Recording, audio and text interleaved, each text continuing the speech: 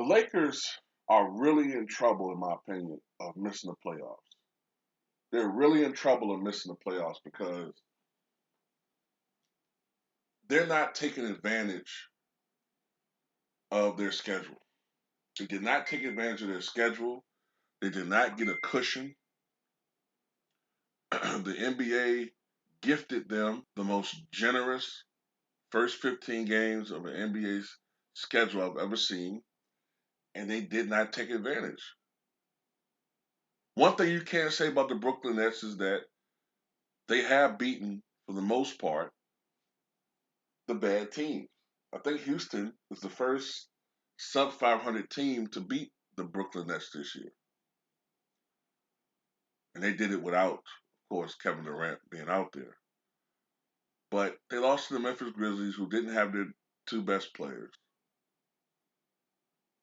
And they're 13-13.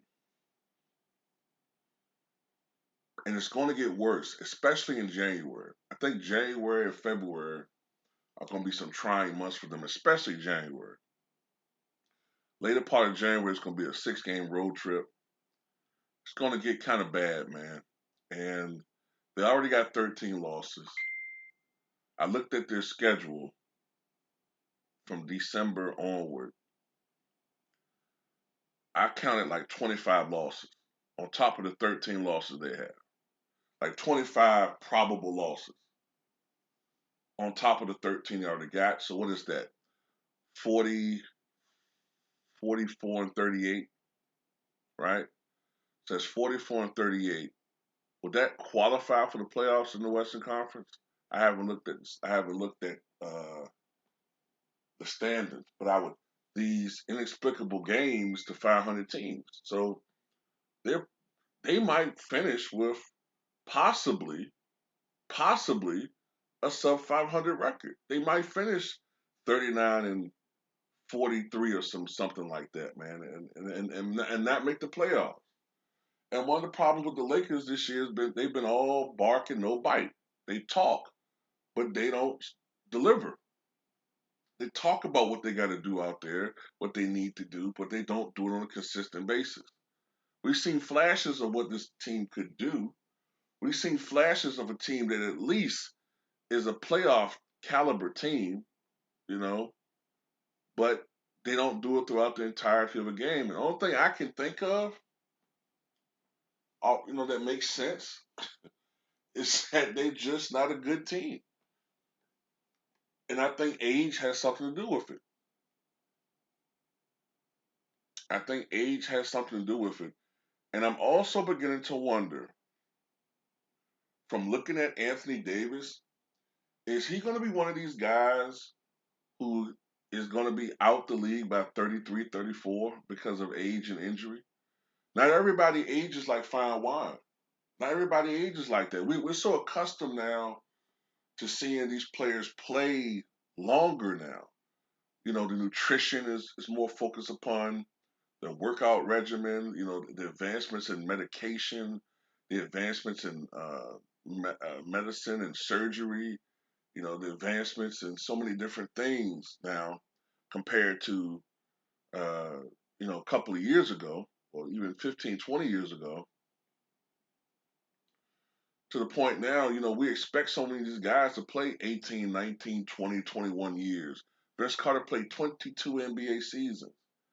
The first guy to play 20 years was Kareem Abdul-Jabbar. I think the next guy to play 20 NBA seasons was Robert Parrish. Uh, Moses Malone, who retired in 1995, played 21 pro seasons. Kevin Willis. It wasn't something that you saw frequently. Then all of a sudden, we start seeing a whole bunch of these guys play 20 years. Kobe, Dirk Nowitzki, Kevin Garnett, Vince Carter, et cetera, et cetera. But not everybody ages like that. I'm starting to wonder if AD is one of these guys. When you look at him play, he's starting to move like a guy. He's starting to behave like a guy that's banged up. He's starting to move. He doesn't like. Basically, this is what I'm trying to say. We know he's soft. You know what I'm saying? I mean, he saw the reason why he's become so jumper oriented is because of the effects of past injuries. Like maybe he isn't playing like Giannis because he can't. And if that's the case, I hate to say this, but maybe he's stealing money. Maybe he's being paid still as the AD from New Orleans or the first year he's in LA, but maybe he's actually declining as a player. And we're not seeing it yet because we don't expect that from a 28-year-old player.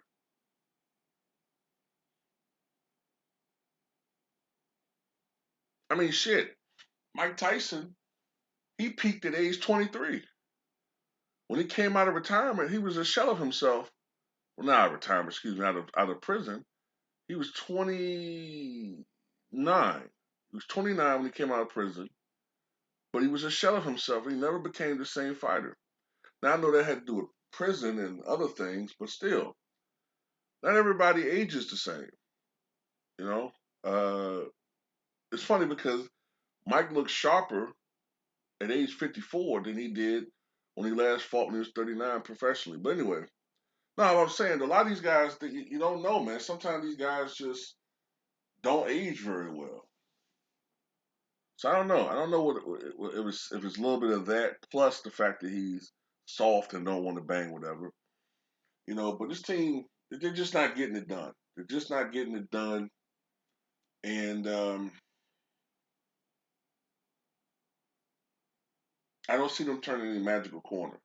They're always talking a good game. AD talked a couple of weeks ago, a couple of days ago, I guess what it was, where they're gonna, you know, try to win 3 or 4 games here, win 5 games, this, that, and the other. Then we get a 10-game winning streak and we shut the haters up. That hasn't come to fruition. He said last night they got to start playing like underdogs. Uh, Come on, KD. I mean, AD. Come on. You guys are who you are. Um, I think if they lose again tonight, I think they play the Thunder tonight. If they lose to the Thunder, which is the same team that lost by 73 points to the team that just beat them yesterday, if they lose to the Thunder, I don't think they will, but if they do, I think Frank Vogel's going to be fired. And it's not because he deserves to be fired. It's because I think I think the Lakers organization feel like they're going to have to do something, make some type of move because Lakers Nation is getting antsy. And I know there's a lot of diehard Laker fans that say, look, man, um, I still believe in this team. I still think they can turn around, and I commend you. But me personally, I just see a team that probably is not going to make the playoffs. At best, they're going to lose in the play-in tournament by a younger, uh, healthier, more aggressive, more determined NBA club. You know what I'm saying? These young boys out here today ain't no joke.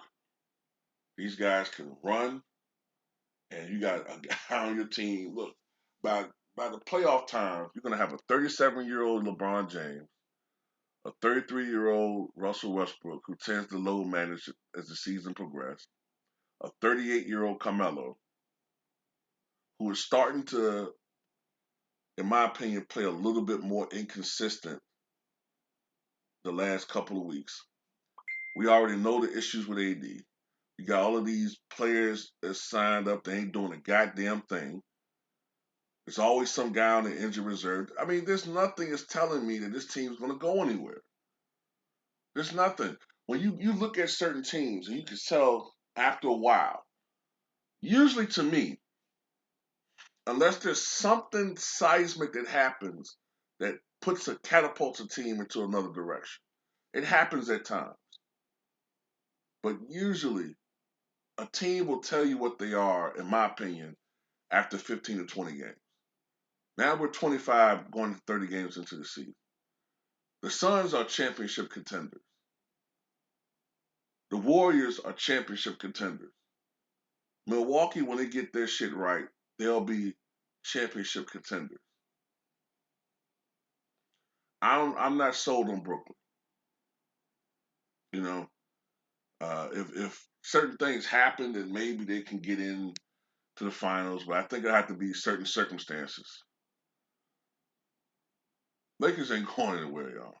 It's just my opinion. But tell me what you guys think.